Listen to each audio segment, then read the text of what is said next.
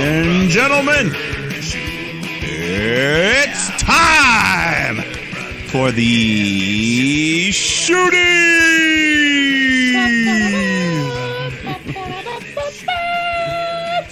That's right, the biggest annual wrestling award show in all of online wrestling podcasts. And this one, of course, hosted by the Shoot Brothers, myself, Mike the Shoot Shepherd, Cameron, Academy Award winner Osborne. The tux is clean. The red carpet is being walked. I see Brad Pitt over there. Leonardo DiCaprio is over. Kate Blanchett just walked in the room because this is truly the glitz and glamour of Hollywood out today. The stars of professional wrestling and real life out here in the flesh for another edition of the Shooties, the third annual Shootie Awards, the most original wrestling award show podcast. The Observer hasn't even put out their shit yet. No, I mean they're waiting until we do ours so they can kind of steal some of our. They usually wait for us before they give their announcements, because a lot of the things that we have to say are very important. That's right. I mean, of course, we've got some of the gold standard categories, the best wrestlers, best matches, but we got some new ones this year as well, so we're just going to be jumping around all over the place. We got a whole trophy case to hand out here. And the most important part is we have a lot of fun doing it. It makes it feel like, watching wrestling year-round is fun in and of itself, but we do need something to celebrate those achievements. Yeah, exactly, because the wrestling world never ends. It never stops, so it's nice to take a moment to kind of stop and just reflect on. Stop and reflect on the year that was. This was a big year for everybody because we got out of the Thunderdome. Yeah. After a 2021 almost exclusively in the Thunderdome over there in WWE. Of course, AEW eventually left Daly's place. They were able to take their show on the road a little bit sooner than WWE was, and I think that certainly helped. You know what they were doing? Impact added fans this year also. They were doing the no fans, no LED boards, none of that, and then they slowly started bringing people back to more of like a Capitol Wrestling Center vibe. NXT 2.0 started this year. Like, a lot of things happened. It's true, and I mean, the fans, they're such a big part, so why not kick off with an award that we couldn't even have last year because there was no fans. I'm talking about the Pop of the Year. The Pop of the Year, fans. Now, in layman's term, a pop is I would describe it as the initial reaction to something happening, and it's often associated with a sound cue. If you picture the glass smashing in the middle of the Rock Mankind, you picture it, and when that glass smashes, something big is coming. Yeah, that's really what it is. It's like a 3-second moment, the big loud reaction. I mean, obviously, this is one of the hardest categories to even quantify. Now, also, before we start, a lot of this is 1,000% subjective. Yeah, I mean, every award is. But this but this one in particular, because a pop could, I think, mean many things to many people. Yeah, I mean, it could be a reaction to a move, an entrance, like you said. Anything, really. Something unexpected, something accidental. Something a total fluke. Yeah, I don't know. I mean, you can have a bad pop, like, ooh, someone gets hurt. Ooh. But yeah, boo. A boo pop. Now, that would be big. Yeah. So, Mike, shall we just... Yeah, you introduced the award, so please, take it away. Yeah. I mean, like you said, that little brief second that you have, like the glass smashing, to kind of let you know without letting you know, oh shit, here he comes. And it was kind of, an open secret right before it happened, but that added the extra suspense for everyone to tune in to the huge pop when CM Punk comes out for the first time on Rampage in Chicago, his first appearance in a wrestling ring in over 7 years. And the crowd just loved him, cuts that great promo, and it was an all-timer on the pop scale. An all-time moment. One of the few videos that I have saved on my Instagram like saved posts file, is that we'll never forget that day, August 20th. Why will I never forget that day? Well, it's Jess's birthday for one. Well, there you go. And when I asked, we had gone out for dinner. We were sitting on the balcony having a couple drinks, and I asked, may I please watch some wrestling? And she says, yeah, sure. Yeah, sure, great. What are we watching? I'm like, okay, so there's this guy. He's supposed to be coming back, and if he doesn't, we're all going to riot. And, I think the tears that were streaming down my face were a combination of CM Punk and her birthday. I do have to include that. Very emotional day. But so did she understand the gravity of the moment? The gravitas, I had to explain it. I had to explain what was exactly happening. But Mike, did she understand? Like, okay, they're all cheering because he's important. It's like yes, yeah, eventually. But Mike, for you, that was a moment too where you had been waiting years for this return. And Mike, was this one that struck you personally? Yeah. I mean, it was a huge moment. I think Daniel Bryan coming out of retirement is still bigger for me, but. Mm-hmm. This was still a huge moment that many people thought would never happen. I mean, there's that famous fan that we all saw crying in the front row. Who was everyone? He was all of us.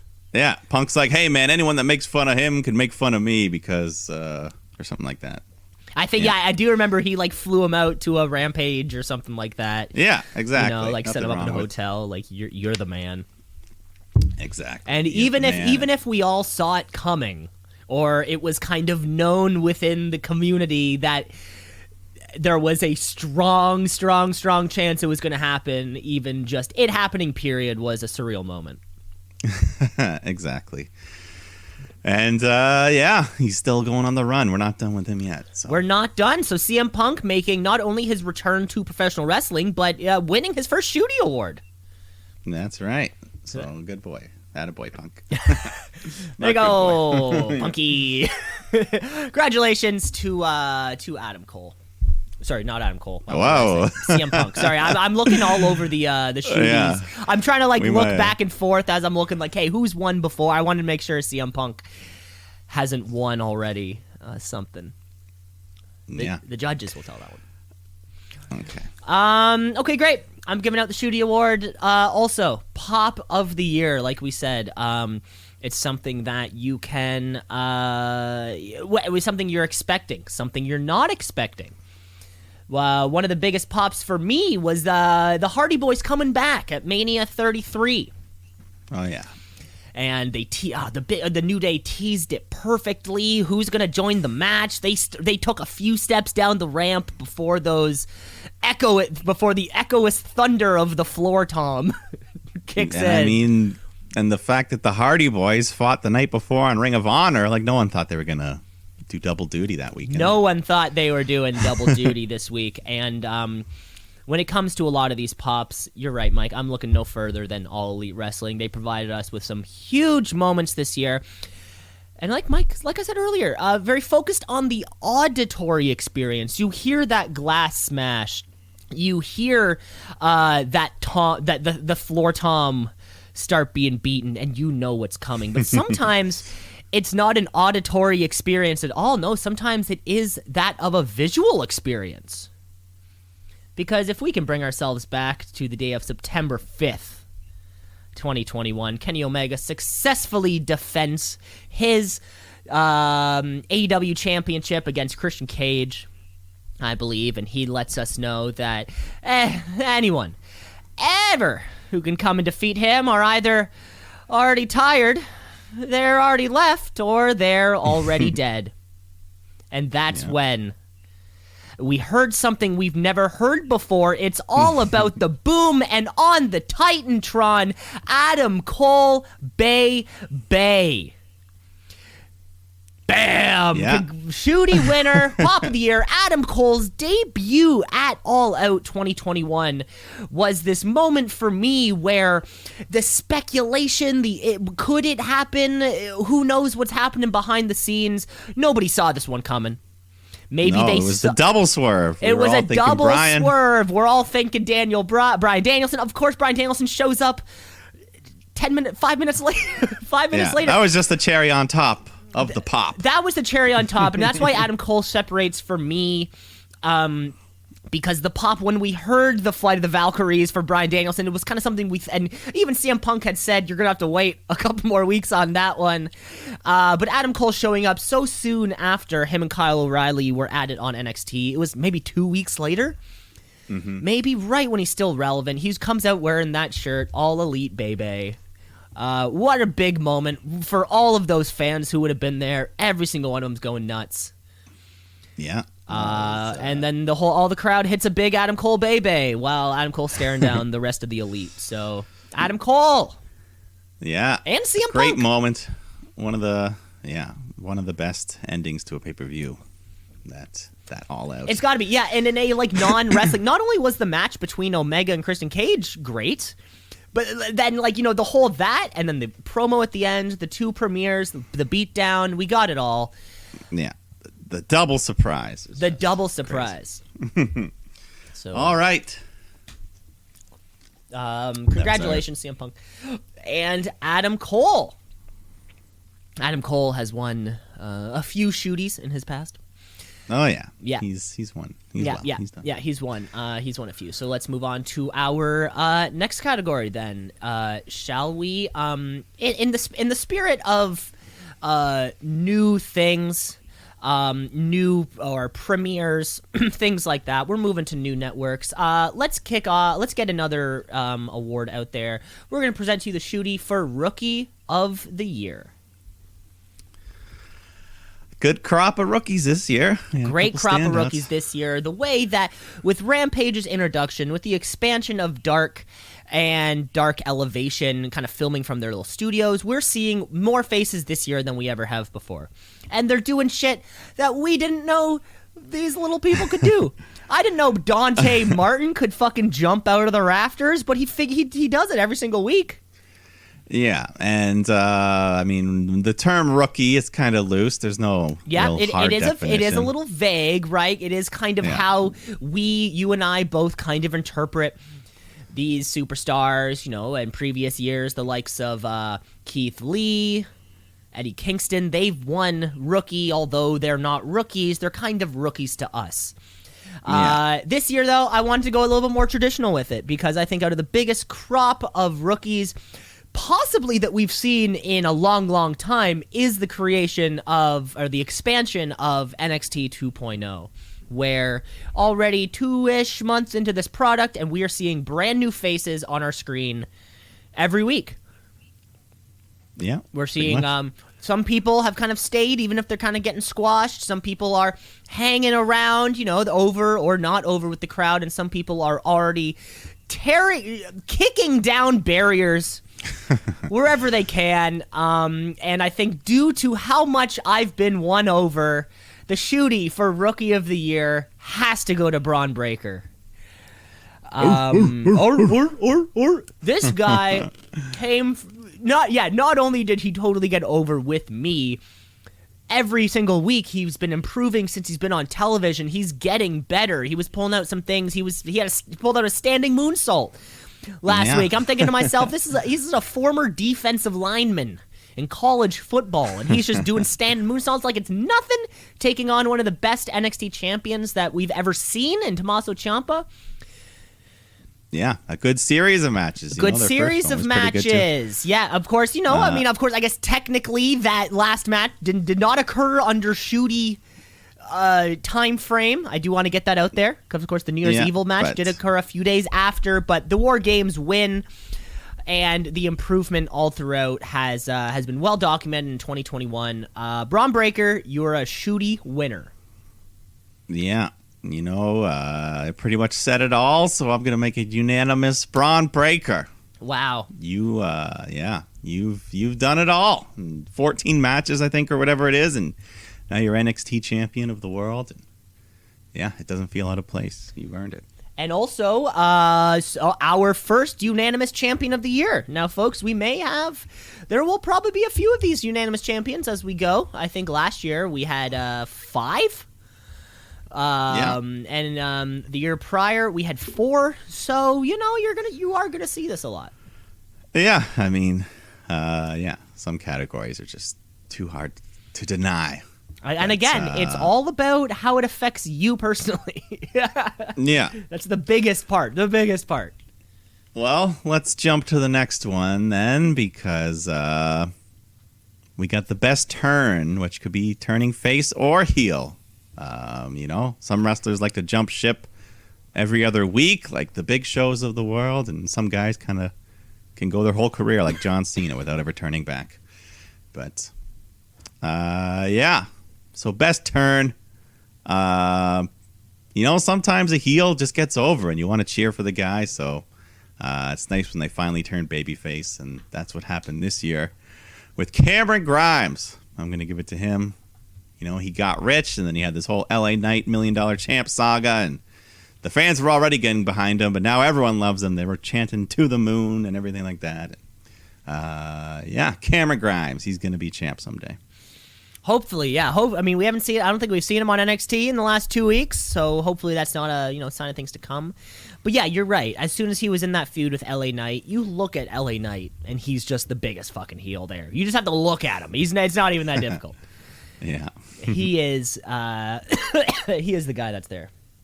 Well, congratulations to Cameron Grimes, a former Shootie. He's won. So. Yeah, he's won a couple. Yeah. Okay. Turn of the year. Babyface to heel. Heel to babyface. Mike, sometimes a turn, it's very much so dependent on the work that you need to do, getting yourself over. But sometimes, the groundwork is sort of laid out for you. Hey, all I need to be is just a better person than that guy. Hey, we're going up in a fight. You're an asshole already. This gig is easy. I just need, if I can just make the people laugh or make a couple jokes, people are gonna love me. And I think I think in this year in particular, nothing got me more than over on SmackDown. He came back after SummerSlam, right after he debuted himself. The turn of the year, babyface Brock Lesnar. Oh, yeah, that's a good one. Brock Lesnar, for me personally, went from he was holding that Universal title hostage for like 500 days, and we saw him like 4 times. The fans, turned on him just because, hey, like fucking wrestle, my guy. Like these guys are on Raw every week. Why can't you? And something flipped in Brock Lesnar, where he comes out now with his jeans, his big-ass belt buckle, his overall, his flannel shirt with the sleeves cut off. He is so over. His turn has been incredible, and it's just been a lot of fun to see. Brock Lesnar, I think possibly your very first Shootie. Maybe. And, you can tell when he's having fun with stuff, like stuff he's doing with Sammy. He's like, Sammy, come here, my boy. And he's just like talking to him. Yeah, the one with Sammy. Sammy is Zayn? What's Zayn? Zayn. Sammy Zayn. Yeah, he's a funny guy when he wants to be. Yeah. But there you go. There's your best turns. We've got both on the babyface side. Both babyface turns. Yeah, maybe not many. Maybe not many heel turns this year. Maybe I have to do a little more reviewing. Yeah, no, I think the biggest one was Becky Lynch, but that's debatable on. It's debatable. Big time Bex. Yeah. We still don't really know what the hell's going on. I mean, are you a heel just because there's a bigger babyface than you in the match? Somebody kind of has to take that gig right off the bat. Yeah. It's hard to say. Let's move on to our next Shootie category here. Let's move on to one which is one of the more subjective. I mean, I guess they're all subjective, but certainly one of the more subjective ones here. We're going to bring you the Shootie for Work of the Year. The Work of the Year. Famously, initially won by Lacey Evans. When she got pulled over in Calgary, and it was a great video of, I still think the cop was playing along. I think maybe there was some kind of pre-conversation like, hey, I get it that I'm pulled over. I will pay whatever fine. Could I film this and make this a little bit fun? I still think, because who the hell knows? Either way, that was gold. Yeah. But to be worked, sometimes things convince you of one kind of way, and then it's not. It ends up being not. Or sometimes they tell you it is going to be a certain way. Sometimes you're shot into a work. You're worked into a shoot, brother. But I have to give my Shootie winner for work of the year going to both Charlotte Flair and Becky Lynch in that incredibly awkward but legendary title exchange. Neither woman wanting to look small, but, I guess a simple handing off of the belts and the handshake would not suffice, so Becky ends up throwing her title at Charlotte, who just lays the respective one on the ground. Nobody knows what the hell is going on, and I think that's part of the big one for me. I want every single dirt sheet report to be opposite. I want Meltzer to say one thing. I want Ryan Satin to say the opposite, and I want fucking Alvarez to say the opposite of that.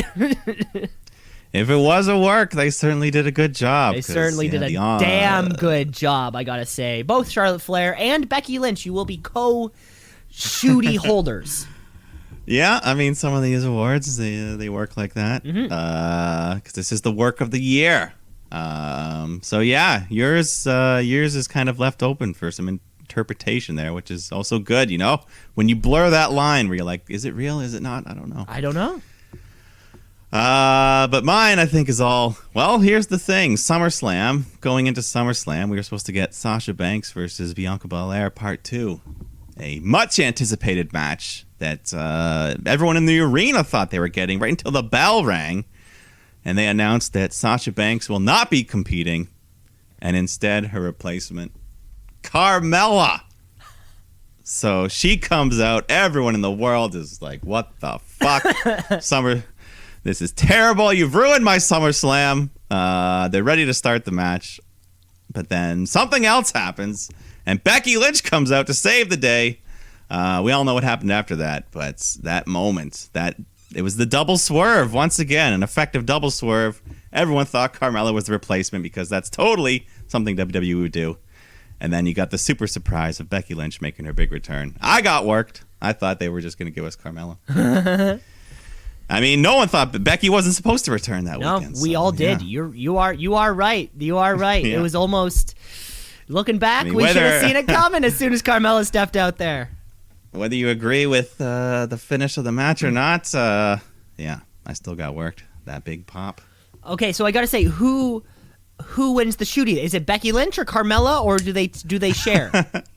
It's almost like Vince McMahon wins it just for booking it. Okay, so but it's still that moment. Yeah. I guess that is the moment. The Carmella to Becky is the moment. Yeah, Carmella to Becky, so it's got to go to one of them or maybe both. It could totally go to both. Yeah, but it's the moment that's important. Yeah, well then Carmella to Becky. Wow. You need both of them to make it work. Yeah, that's the work of the year. That's how you got worked, baby. That's how you got worked. And Becky, kind of sweeping this in between two. She pulled an Io Shirai from last year, winning the same award twice for two completely different things. Yeah, it was Io Shirai's fucking garbage can shit last year. We all saw it coming.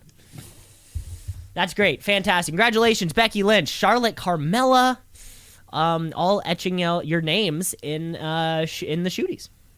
There you go. All right. Let's go to the best champion of the year. Mm-hmm. So, not necessarily, any title. It's all really about the reign you had, how you carried yourself, the quality of matches. Sometimes certain guys can kind of elevate a title, and some guys can have lackluster reigns. So, anyways, for me, the best champion, this man, nothing but class, had some awesome matches, great reign. I'm giving it to Kenny Omega, AEW World Champion, the best champion there was for me this year. Possibly one of the best champions ever. You could probably argue also, one historic year for Kenny Omega. Yeah, excellent year. Congratulations. Good Canadian kid. Love seeing a Canadian kid walk away with that award. And Mike, like you said, the best champion, how do they elevate? How do they make what they have more valuable? Look no further than Bayley's championship reign throughout 2020, through the whole COVID era. Yeah. You can just look at her and be like, wow, she made this the thing that every single person wants. She did it again. Damn good job. So Mike, for my best champion of the year, I think that you cannot argue with this man's performance throughout the year, throughout the company, throughout his company, throughout other companies, throughout other countries.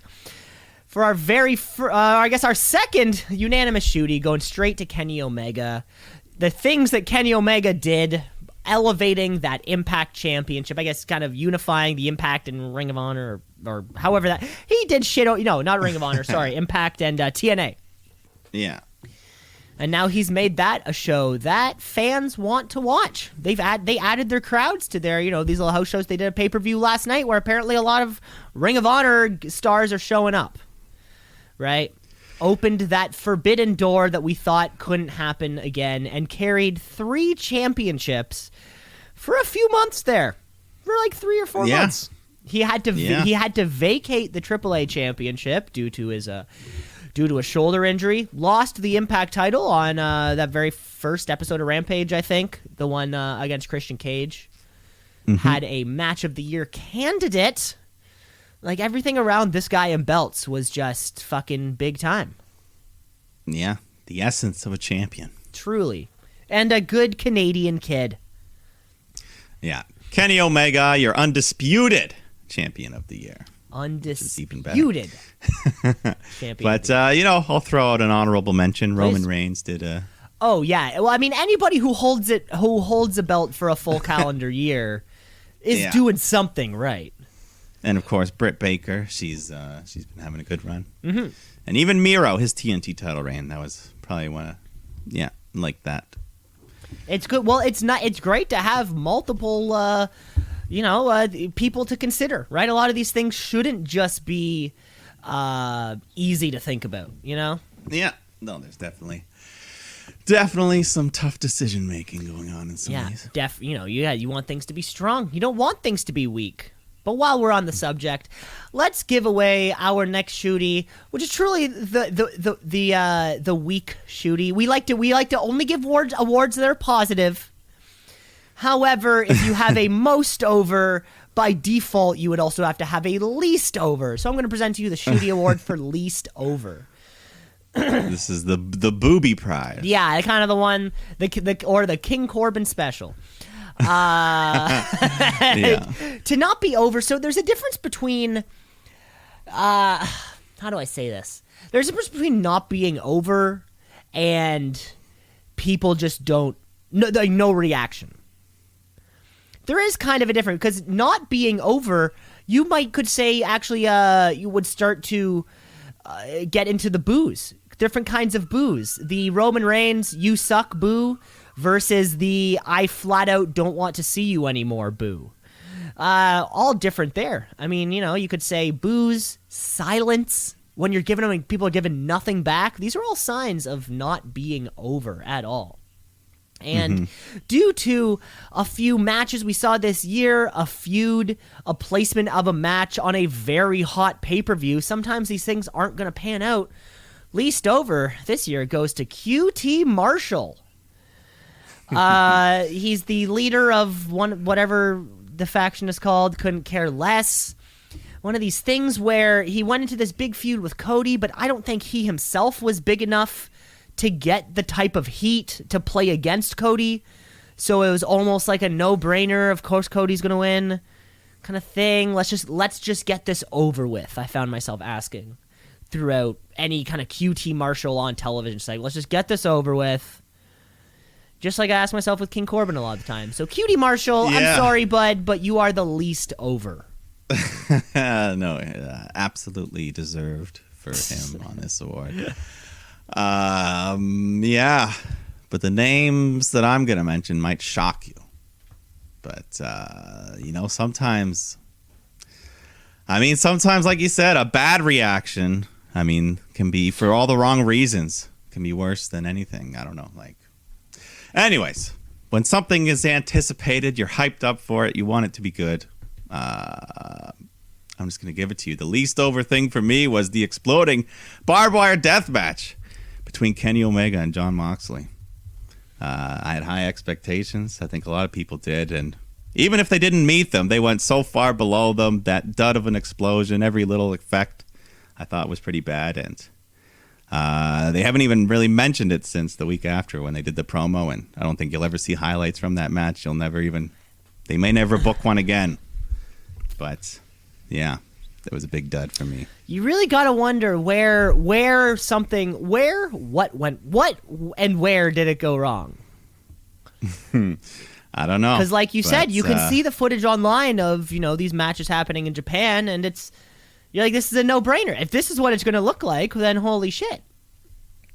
Yeah, that was your main event match for your pay-per-view. You only get 4 pay-per-views a year, and yeah, the disappointment. As soon as that final thing went off, the fans just booed, which, that's a very rare thing for the fans to just completely shit on something in AEW. In AEW, like you said, the last time I think we heard like a kind of like a visceral boo crowd reaction like that was the Seth Rollins Fiend Hell in a Cell.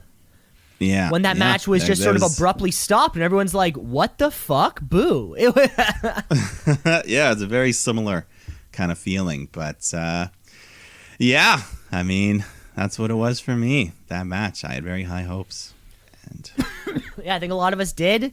If nothing else, I gotta say the best thing we got from the exploding barbed wire death match was having Kenny Omega say, Don 69 me, Don 69 me. Yeah, that was the best. That was the best thing we got out of the whole thing. Which it shouldn't.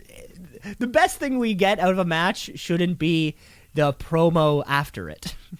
Yeah, and I got to give honorable mention because it was so bad as well. The Zombie Lumberjacks from The Miz versus Damian Priest. Yep, that was not over at all. Of course, you can watch Army of the Dead or on whatever it's called, whatever the cross promotion was. Yeah, bizarre. You were right.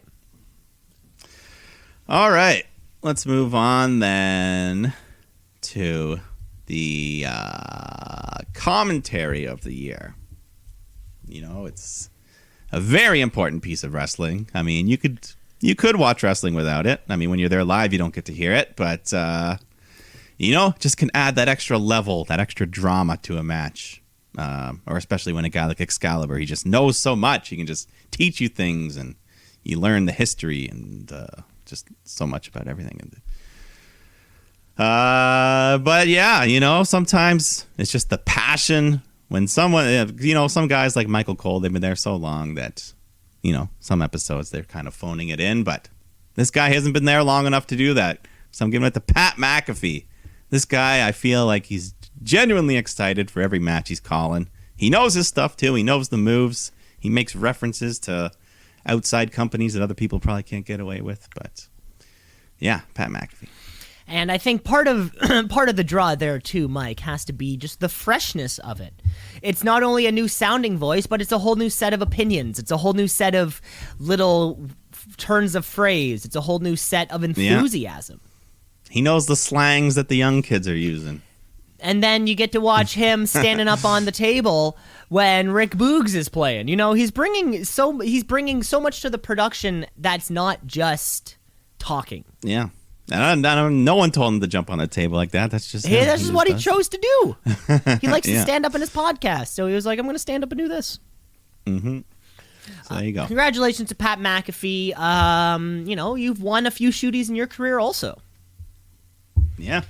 Best celebrity, I think. Last year, he was a unanimous celebrity appearance. Yeah, unanimous. For my choice for Shootie of the Year, best on commentary, I am going a little more traditional with everything. Because yeah, Mike, you had just said it. It's new voices. Some guys like Michael Cole been there for so long they phone it in. Some guys like JR have been there for even longer, and sometimes it all sounds fresh to them, and they're just trying to not say Daniel Bryan. They're trying their hardest that they can. So I got to go to my Rock. I got to go to who I may even call the most knowledgeable man in the business. I got to give it right back to Excalibur, 2-time consecutive Shootie winner. I learn a new wrestling maneuver every single week. And I learn a new little fact about some promotion I've never heard of. It's like JR with what school they went to. It's always going to be something new. It's always going to be something interesting. Yeah, no, he is the encyclopedia of the commentary table. Yeah, he's turning into it. Congratulations. Next Shootie of the year. We've already covered something like Rookie of the Year, and this is going to be one of those more kind of subjective categories also. This year, we're looking at the Shooties for Best Breakout Star of the year. Now, what defines a breakout? Kind of hard to tell.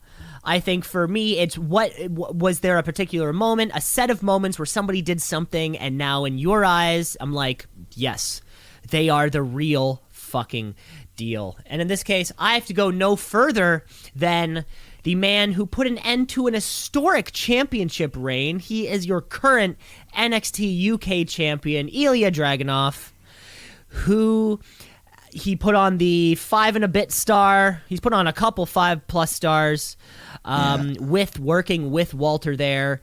The little guy, the David and Goliath. I think, the match that would have happened 2 years ago was this is a guy. And then his kind of series of matches after that was this is the fucking guy. Yeah. No, we don't get to see him often, but every time we do, he's usually pretty impressive. And him and Walter told a great story throughout that final match they had. Yeah, the true David and Goliath. His chest looking like little pieces of ground beef. But he's walking away with a Shootie, Breakout Star of the Year. Very well deserved. Yes. All right, I'm going to jump to the other company, the All Elite company there. This was a guy that we'd seen last year. We'd seen him around. He'd been doing some tag team stuff. But it was this year that we really got the spotlight just to see how good this guy is and how good he's going to be. Because I'm talking about Dante Martin. The sky's the limit for him. He's just been having a great year. If we don't, he did that little tease with Team Taz, but that seemed to just be temporary. And who knows? Singles, tag, he can do it all. Yeah, All Elite. You know what All Elite needs right now? And I think now that the Cruiserweight is off of NXT, they need like a junior heavyweight type of thing. They need a Cruiserweight type of title. This company is chocked full of these types of guys. Yeah, that could be good. Get rid of that stupid FTW title and get a Cruiserweight. Yeah, New Japan calls it the junior heavyweight. I think, Cruiserweight would be another kind of thing to phrase it as. Yeah. So those are our breakout stars of the year. Yeah, congratulations, both of them. Congrats. All right. Let's jump over to the promo of the year. That's half of what wrestling is. You got the in-ring action, and then you got the microphone, cutting promos, interviews, all that sort of stuff. Mm-hmm. That's how you set up the matches, book the feuds, right? And it's one of the most important parts of the build. That's right. When you show those highlight packages, you can cut back and pick and choose these lines, these scathing lines. But these days, the wrestling fan is so well informed. We know so much about these guys, their personal lives, their histories. So it's always fun when they drop these references for us to kind of go ooh and react to. And I don't think any promo had more of that than this year than the MJF versus CM Punk, their first battle on Dynamite. We had all those fun little things. I can't even name them all here, but just great work. Two of the best talkers already, and you put them against one another. You got some magical stuff. MJF and CM Punk. We were waiting for, I think, this promo ever since CM Punk's arrival. We were like, okay, it's coming. Just we can wait for it, but we know it's going to happen the other day. We know it's going to happen. You're a less talented Miz You know, MJF doing his thing. Two of the best talkers in the industry. Yeah. You could say, Mike. Well, I'm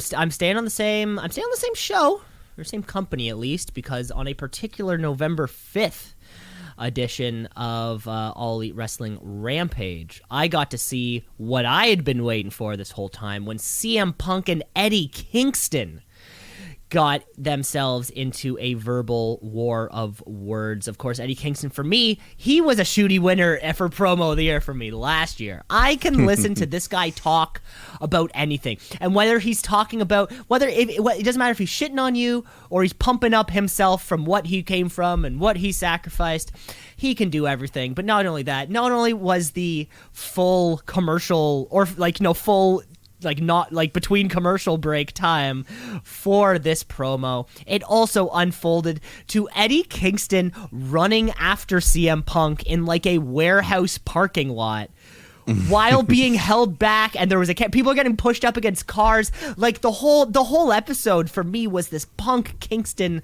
fucking masterclass of how to not wrestle and be a professional wrestler without actually wrestling. CM Punk, Eddie Kingston, you guys got it. You guys got promo of the year. Yeah, no, that was great stuff. I mean, you and I both had us believing that Eddie could win the match. But God. Yeah. Who knows? Great stuff. I'll throw another honorable mention just to John Cena and Roman Reigns. They had a good little promo there in the summer. Another one of those name droppers, Nikki Bella this, and not The Rock that. And Roman's promo skills have fucking skyrocketed in this whole reign of his. Yeah, this tribal chief era. The whole tribal chief era. Yeah. Okay, There you go. Let's go. Let's get to one of the. I guess they're all big awards. Mm-hmm. Let's get to a big award here. We are going to present to you the Professional Wrestling Match of the Year. Ooh. You always got to pepper in some of the big ones, they'll give you they'll give you Best Supporting Actor early on in the show to keep you there. Yeah, no, hey. We got to throw in some big ones there. So what do we have to say about Professional Wrestling Match of the Year, Mike? Well, God, who's our previous winners? Sometimes a match. I mean, this is one of, this has to be, and I've just said this before about the other awards. This is one of the more subjective ones. It's all about, did it spark a little something with you? Mike, whether it be the Graveyard match at WrestleMania 36, which sparked something completely different for you than I'm sure Cody and Dustin at Double or Nothing the year prior. Two completely different wrestling matches. But they all had to you, it was something special. Exactly. That's really what it is, what it makes you feel. But I mean, I think for the most part, these matches are universally acclaimed that we're going to be talking about. Certainly universally acclaimed. Now, for my Professional Wrestling Match of the Year, I'm going no further than All Elite Wrestling. Yeah, that's right. I'm narrowing it down already to All Elite Wrestling, where... Mike, you've heard of, I'm sure you have probably professional wrestlers out there, and we've said it before. Sasha Bailey, you can watch him go at it all day. Mm-hmm. All day. I could watch a week straight of Johnny Gargano, Tommaso Ciampa matches, and everyone is just going to be pop, pop, pop, pop. Everyone's going to be a banger. I know that. And this year at All Elite Wrestling's All Out, I had the exact same feeling because I can watch the Young Bucks and the Lucha Bros go at it all day in this particular match. It was the steel cage match for the AEW World Championship. The Lucha Bros ended up with the big win.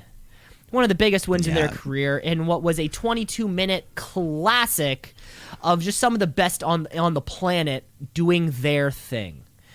22 minutes of non-stop, just cage, fury. Jumping, flying, and, flipping. and 2 years prior, I mean, this is the second time these two teams have won a Shootie for Match of the Year. We all remember the Escalada de la Muerte at All Out. We all remember it, and I can watch the Young Bucks and Lucha Bros wrestle for all time and ever. Congratulations. This was the professional wrestling match of the year. Yeah, it certainly was an all-time. I mean, some have said the best cage match ever. Certainly the best tag team cage match I can think of. Yeah, what a great match. But it was only the runner-up for me this year. Mm-hmm. I had one match that felt slightly better. Much different style. Same company. But this match didn't even have a winner. Because I'm talking about the 60-minute draw between Hangman Adam Page, Bryan Danielson. Just a masterclass in professional wrestling. You pretty much had it all. Each man pulling out the stops, couldn't put each other away in an hour, and yeah, just great storytelling to set up that rematch, which was amazing in itself, but did not qualify for this year. So maybe we'll talk about that rematch next year. But for now, it's the 60 minutes, the classic. Winter is coming. Yeah, you're right. Between the all-out match and honestly both of the time limit draws Bryan Danielson matches, I've been on the fence for a week now about it. Yeah, that one at the Grand Slam too. I was Yeah, I mean Bryan very quickly added a whole stack of contenders for this award. Immediately. Yeah. It was incredible. Not even counting his WWE run, where he had some great. Not even that loud. Yeah. Who knows? Who knows? Don't you? Things might come. Who knows? Up in the future. Yeah, we're not done. We're not going to spoil other things, but once again, I do have to do an honorable mention because Britt Baker versus Thunder Rosa in the Lights Out match was one of the best women's matches of all time. Amazing stuff. That visual that'll forever be on the intro Dynamite. On the T-shirt, that will forever be on the T-shirt. Yeah, and then as you mentioned earlier. And by the way, Mike, I don't know if you go to shopaew.com, you can find a similar type of shirt, but with the bunny's bloody face dripping down. They have one already. They have like a very good, almost kind of like fisheye lens looking thing, where like she's very like in the center of it, and the blood streaking. The crazy thing with that photo, the blood is streaking down her face perfectly, as if like a makeup artist very carefully put it it looks incredible. Yeah, that was awesome. Not in contention though. Not in contention this year. No, but and the Walter versus Ilya Draganov match we mentioned earlier. Yes. That was real top contender as well. But I could go on, but those either way. Hangman, Bryan, Bucks, Lucha Bros, you are our winners. Congratulations. All right. That was a big one there. Let's jump over to the spot of the year. I mean, we've seen some crazy death-defying stunts. We've seen ladder matches, cage matches, blood and guts matches, fires, table. We've seen everything. I won't spoil it all. Yeah, I mean, there was a lot of good stuff to choose from here. But I think the one that just made me go, holy shit, the most was when Hangman Adam Page hits the dead eye off the ladder through a table, nearly killing Pac. Just like, I mean, that takes some balls to do that move. So dead eye off the ladder, Hangman Page to Pac. That's my spot of the year. Yeah, that was great. That was in the I think championship contender match, right, for Kenny Omega. Yeah, I think that was on a Dynamite episode. Yeah. No, that was it. Mm-hmm. What an incredible move! What an incredible maneuver! I think that's how he got the pin to punch his ticket to that championship match at Revolution. Yeah. Full Gear. Full Gear. Sorry. Full Gear. Yeah, you're right. Yeah. Congratulations. Well, if one thing that AEW has been known for, but then probably also criticized for, is the overuse of some of those bigger spots. Like Cody going through a fiery table on free television. Vince isn't just giving that one away for free. No. And Cody taking the worst of it by far. Cody by far taking the worst of it. But for me, Mike, I got to go back to a maneuver which occurred at All Out 2021 in in my match of the year winner, my spot of the year was Rey Fenix giving a top rope destroyer to Nick Jackson. Not only, like I had just said, my two favorite teams wrestling this incredible match, and I gotta say, if I were to pick an all-time favorite maneuver, I think the destroyer is the one. I'm impressed every single time I see it, and to see it happen, but from 6 feet up. You land even harder when you're already 6 feet above the ground. Imagine doing a backflip 6 feet in the air, but then still having to land so you land on the top of your skull. Yeah, it takes a lot. And just like Mike, just like the Deadeye, both the giver and the receiver I believe are winners in these categories. Pac's dedication to that Deadeye is just as important as Nick's dedication or as Adam Hangman Page giving it. Yeah, exactly. Congratulations, both those two. Yeah, players. Big moments. Yeah, big moment. Okay, Mike. So I'm going to take a step away from a category type of thing because we got to recap our wrestlers of the week. Oh, okay. That's fun. Okay. Every single week we present a new champion except for 1 week in 2019 when somehow we blew past you giving one. So we don't actually know if that's going to tip the scale. So, Mike, I'll kick off with me. I had 44 total wrestlers of the week. A lot of one-timers. I had coming in as a 2-time Wrestler of the Week champion for me was Hangman Adam Page, Sting, Chris Jericho, Adam Cole, Darby Allin, and Charlotte Flair. I only had one 3-time Wrestler of the Week, and he was they were the recipient of the award I gave to the most. Bryan Danielson was a 3-time Wrestler of the Week in my books. Hell yeah. Hell yeah. Hell yeah. Now, Mike, shooting over to you. You had a total of 43, so you had one less Wrestler of the Week than I did. You had a couple clear winners. You had some 2-timers that you gave it to. Cameron Grimes, Big E, Britt Baker, Jungle Boy Jack Perry. But then I think, Mike, the wrestlers that you loved above and beyond, you have a tie at 4 apiece.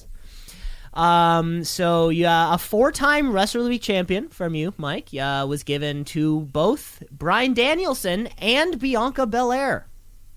Oh yeah, reflected of the types of year that they had. All in all, Bryan Danielson, between the two of us, that's 7 individual awards there. 7-time Wrestler of the Week. There's only 52 weeks in the year, and that's with like 6 months off. And that's with 6 months off. It's crazy. It's crazy. So congratulations to Bryan Danielson, both Bryan Danielson, Bianca Belair, all the other champions. We'll keep going. But that's how these things that's how these things shake out. No, we appreciate you keeping those statistics for us. Always fun to look back on those year in reviews, like we do. The big players get the big moments, and they get that big respect. There you go. But I'll give you. But let's get back to the Shooties. Let's get back to Shooties. Let's get back to actual awards here. We're gonna give something up. We are looking for the Shootie Award for Best Backstage Personality. Now, backstage personality doesn't have to be exclusively like they're chained to the backstage area. They're allowed to come in and out and about. They can talk in their ring. They can do whatever. But really, for me, Mike, this is whose backstage stories, development, characters are really making a big difference for me. Right? Yeah. Last year for me was Schiavone. He's back there giving the interviews. He got kicked by the Young Bucks one time. He's probably running around Daly's. He was running around Daly's place like it was no tomorrow.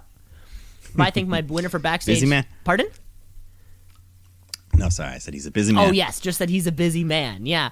Well, if I think of who are the busiest people in professional wrestling, they're the ones who they don't just have to work Raw. They have to work SmackDown also. That's why my best backstage personality of the year, well, I should say personalities. My winners are both Adam Pearce and Sonya Deville. Our managers backstage, they're working both shows, they're booking matches, they're being pieces of shit. Sometimes they're good cop, bad cop. I love their relationship. And they've made a big difference this year, I think, in a lot of the backstage world. So co-champions, Adam Pearce, Sonya Deville. Yeah, that's fair. They can share. I went the other way and just did a repeat of last year. Gave it to good old Tony Schiavone once again, just for being kind of the jack of all trades. He does it all. He commentates, he interviews, he's a busy man, like we said. He's really a hard worker, and he's still got that great voice to do it all. He's working, he works all the shows. He does the AEW Unrestricted podcast with Aubrey Edwards and their weekly guests. He's all over the place. Yeah. I don't know. Have you ever listened into that show that they do? Here and there. I think I've heard some stuff. Yeah, one little funny bit about that. If they're filming from home and just webcam. So Tony Schiavone will just be in his office or whatever, and Tony Schiavone is probably like 60, late 50s, early 60s. It's a total nerd spot. It's like Batman posters. It's like little wrestling figurines. It kind of looks like. It does not look like the office space of a lifelong wrestling comment. It looks kind of like a kid's room. His room kind of looks like a kid's room. And I mean that in the most endearing way possible. Yeah, he likes what he likes. He likes what he likes. Not afraid. Yeah, and we like what we like. So let's hand out our next award for the feud of the year. These can take place over the course of several months, or, some guys, they never fully can separate. Like Sami Zayn, Owens, they'll always have some sort of connection. But it's a blood feud. It's a blood feud. But for me, the feud of the year, it was the big world title chase. Everyone wanted it. We all knew it was coming, but it was great what we got there. Hangman Page, Kenny Omega, the feud of the year for me. I mean, from its inception as their champions, the way it just sort of evolved, everything was great. Yeah, from tag champions to the world title tournament thing to battling it out multiple times. And you know what's fun? Kenny Omega and Adam Page never met up while Kenny was champion. He was champion for almost a full year. Their paths never crossed until it was the time for their paths to cross. Remember we were saying it, I think we were saying it the other week, when AJ Styles and Shinsuke Nakamura had like 7 matches in a row? Yeah. By that third, you're like, he's definitely not winning.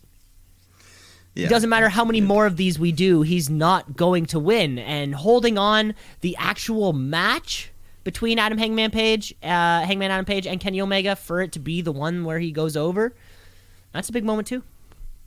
Yeah, it was great. And on the outside you had the Elite, the Dark Order, and that big 5-on-5 match, and lots of twists and turns. But at the end of the day, they did the right thing. They gave Hangman the big win. For feud of the year, congratulations, Mike. For my feud of the year, I was thinking in the vein. I'm a big fan of the John Wick franchise. Are these films that you're familiar with? I know them. I don't. They exist, but you've never seen. Yeah, I don't hate. No, I've watched like one when I was like really drunk at someone's house, and I just remembered it was like a 2-hour fight scene. Well, exactly. So the way that these films operate is that it's everybody against Keanu Reeves. Yeah. He has friends. He has friends in the world of John Wick. But when it comes to the actual action, it's him versus everybody. One could say John Wick versus the world. And if I'm thinking of one performer in professional wrestling who had the entire planet coming after them, my feud of the year, Mike, Kenny Omega versus the world. Everybody wanted a piece of that man and all of his belts, whether it was over at Impact, and you're talking about Moose, or what was the other guy, Rich Swann, or you're talking here in AEW, Christian Cage wanted both titles that Kenny Omega had. You think that's easy? To just every week have to defend a brand new title? Hell, Andrade wanted the AAA title. He even brought out Ric Flair to help him. Kenny Omega faced every single opponent that came on, and he fought like a champion should. So Kenny Omega versus the World. You are my feud of the year, Shooty. Kenny Omega winning kind of unanimously. Yeah, double winner. Double winner. It's a double winner. Yeah. Good stuff. There you go. Okay, it's on me now, right? Yeah. It is on me. Let's bring ourselves over to... we're going to give out a Shooty right now for the best celebrity appearance. Ooh.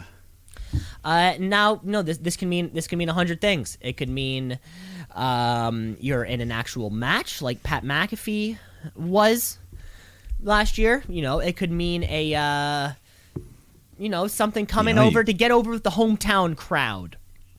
Yeah, or something it could like be that. A performance. We see musicians. We see special entrances. It can be anything, right? Maybe that time Fozzie's guitarist showed up. Maybe you really loved that. That could have been a celebrity appearance, right? If you consider Fozzie to be celebrities. Excuse me. And that's exactly it, Mike. So for this year's celebrity appearance, I am going back to an episode of SmackDown Live in September. Live from New York. It wasn't Saturday night. It was Friday night. With SmackDown Live at Madison Square Gardens. And who comes out on Sami Zayn's side but none other than Atlanta Hawks point guard Trae Young, the very team who knocked the Knicks and player who knocked the Knicks out of the playoffs just the playoffs before. Comes out to a chorus of boos. Of course, he gets involved with a little bit of fuzziness during the Sami Zayn match. He ends up getting kicked out. It was a fun moment to see the whole stadium boo him and then cheer him. He wasn't overused. He wasn't brought out for no purpose. And he was wearing a fucking Knicks jersey just to rub it in even more. Trae Young, you might not have much hair left, but you certainly have a Shooty. There you go. For a second, when you said Sami Zayn, I thought you were going to go Logan Paul, and I was like, whoa. But no, Trae Young, good stuff. He wasn't the only basketball. We had Shaq earlier in the year. Got involved in a match. Yeah. With, not Jade his first. Cargill. Not his first professional wrestling match. Either. Not his first. Maybe not his last either. Probably not He his went through a last. table. Yeah. But that's not who I'm giving it to. I'm going to give it to someone that we actually saw in previous years, but it wasn't until this year that I saw them and something just clicked. Beyond the world of professional wrestling, this impacted my personal life because I discovered the magical music of Poppy. She appeared on NXT. I looked up her discography and I just discovered there's way more than meets the eye. And now she's one of my favorite artists. And that's something... That's just something great. And yeah, you have the tickets. You're ready to go. Of course, the show got postponed due to COVID, but yeah, I got tickets. I got the album. I am worried though. I am worried that due to the NXT 2.0 rebranding, and certainly, if Triple H was the one who liked the heavy metal music. I don't think. I feel like Bruce Pritchard doesn't. I fear to say, but I feel like we might not see Poppy again. No, and that's okay with me because I've already discovered her. She's already made her mark, so she never has to appear on wrestling again. Never has to do it again. That's great. Transcended into her world. So. There you go. Had to give that in there. One of my biggest regrets was not giving her Wrestler of the Week earlier in the year. So for the week that she would have sung the thing, yeah. And she dropped an album live on NXT. But anyways, let's do another big one here before we take our halfway break. Sure. I think that's a good point. Yeah. So let's give out the best tag team of the year. Not every brand utilizes tag wrestling to its best abilities, but there's still some excellent teams on every single show, no matter which company you're with. But once again, it really came down to AEW for me, just by virtue of them booking their champions better, and just every week you're getting multiple tag matches.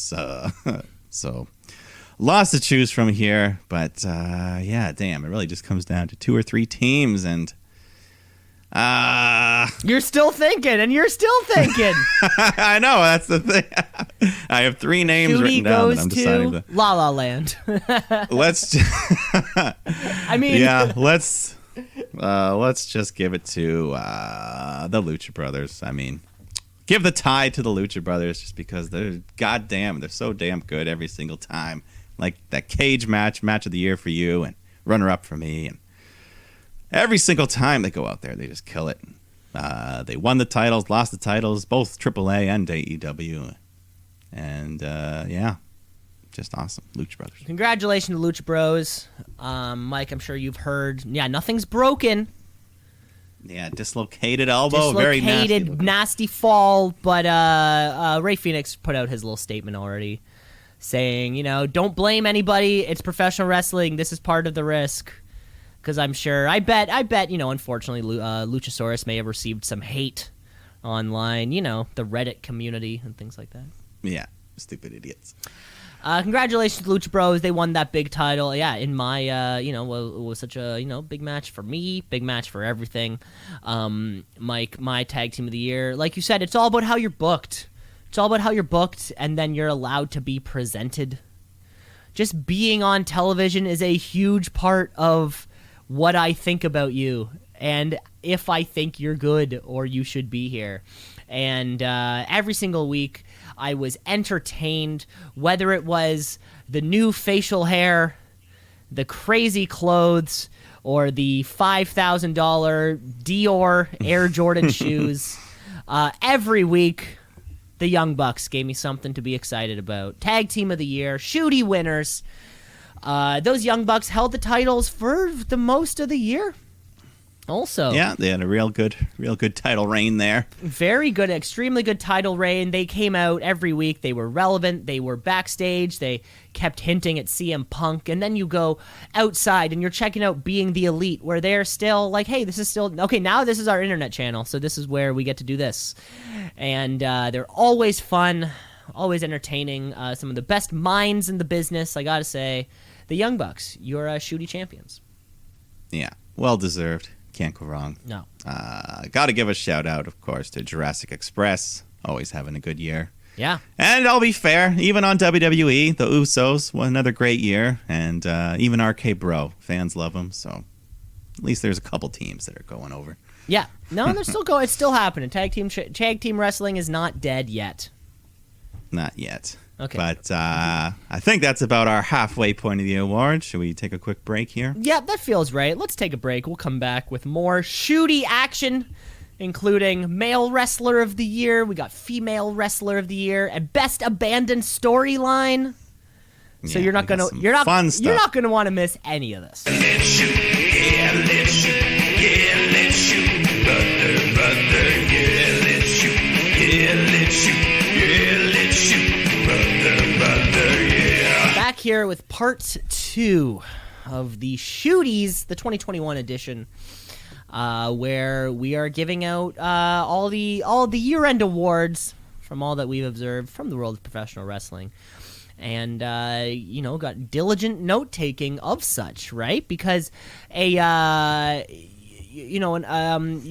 need it for the history books. You sort of need a lot of that information, or else it's just out the window. We need to remember that, who wins gimmicks, who's winning works, who's winning promos. You can see if there's actually any improvement to some of these people, specifically in the rookie and the most improved type categories. Yeah, no, I mean, that's one of the things, the year-to-year growth that we see from some of these performers. That's exactly it. So let's. I'm gonna start off with another Shooty award winner. We're gonna give our Shooties for the best finishing maneuver. Oh. Now this is a big one. Finishing maneuvers. You see almost every match. Very rarely will you not see one happen, right? Now you could be like Roman Reigns and have maybe one or two that will end a match. You could be a Bryan Danielson type and have a literal endless number of submissions and maneuvers that could finish a match. But if I'm giving out my best finishing move, I'm looking to a man and a move that it happens once and it's done. A real one and done, like the Johnson & Johnson vaccine. Finishing move of the year, the one-winged angel, Kenny Omega. Isn't it called something? Like it'd be like a pump handle fucking flip around. There's probably an name for it. Yeah, there's probably an Excalibur type of, non-trademarked name for it, but we all know it when we see it. Not only when we see it, we know the match is over. We know you're not kicking out of that. If you can escape the one-winged angel, you might have a chance of winning, but I don't know if that thing will ever be kicked out of. I think someone will. At this rate, why not just protect it? I mean, you could, but I think at some point in AEW, someone will. Somebody will, and that person will then. That will be and that moment will be a Pop of the Year candidate.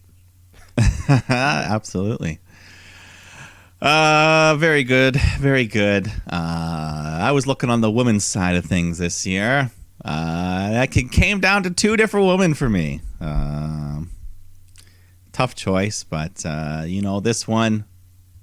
I mean, some moves you think, you can't hit them on anyone because some guys are just too big. You can't pick them up. But Bianca Belair proved she can hit it on anyone when she hit it on Doudrop. The KOD, the kiss of death. I love the move. I love the versatility of it. And it is, I'm sure somewhat, probably Sasha kicked out of it or something, but still a very protected move.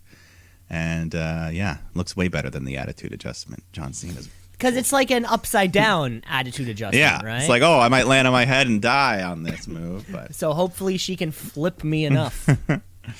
Yeah, and I mean, just the impressive. She can literally hit it on anyone, like I said, after doing it to Doudrop. So yeah, no, she really can. She really can. What a big maneuver for a performer who has used that move a lot.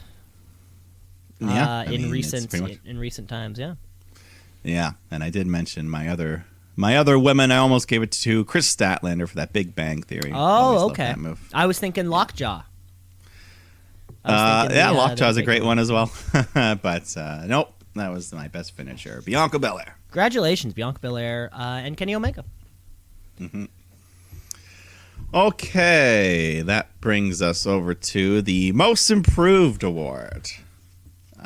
I mean, really, anyone's in contention. This one's even looser restrictions than a rookie. Like, I mean, if you think Tamina had her best year ever and improved than anyone else, hey, then that's who gets it.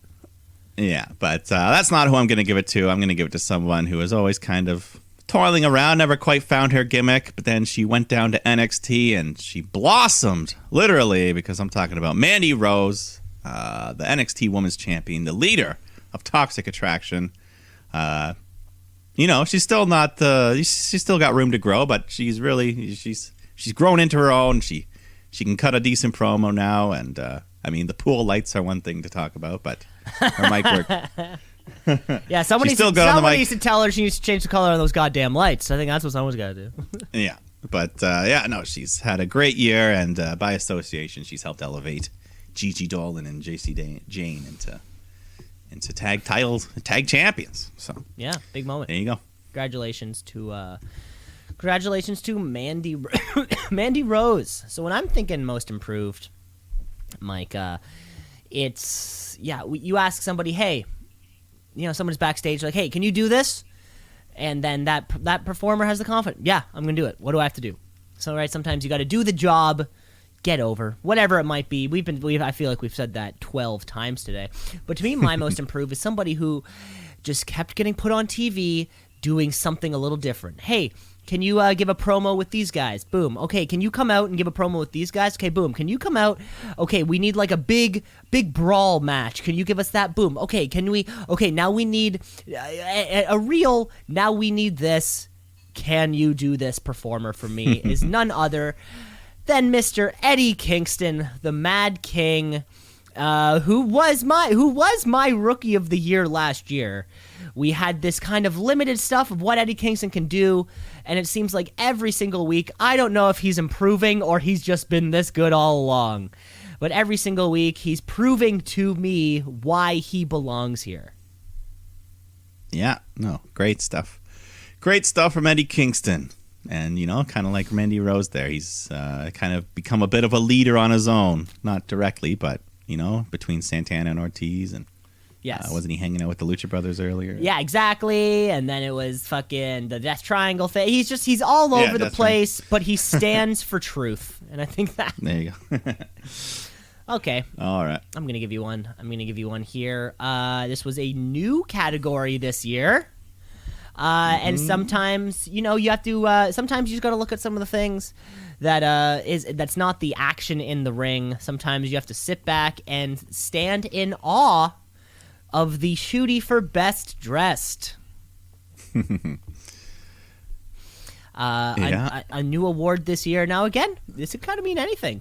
Maybe your in-ring attire is always on fleek, as they say. Maybe, you're coming down the ramp, your contract signing, maybe it's a particular outfit that you're wearing, but hey. Yeah, guys like Grimes and Randy, big fan of the vests. Yes. Vest is a good look. Big vest guy, exactly. But if I'm thinking...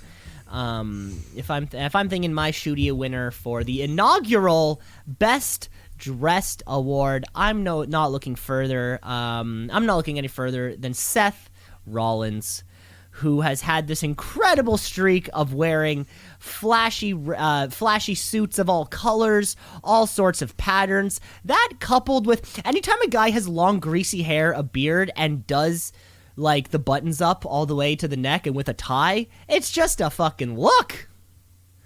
It is a fucking look, and every single week he had something new in his arsenal that really put away that his big kind of like heel persona also, right? That was also very important. No, I mean I gotta wonder what this guy's wardrobe budget is, or because he doesn't recycle a suit every single week. I mean, I wonder, is this a thing that Vince, is like, okay, like WWE pays for the clothes, but they're just kind of like rentals, or like they're not yours, just wear it when you go out.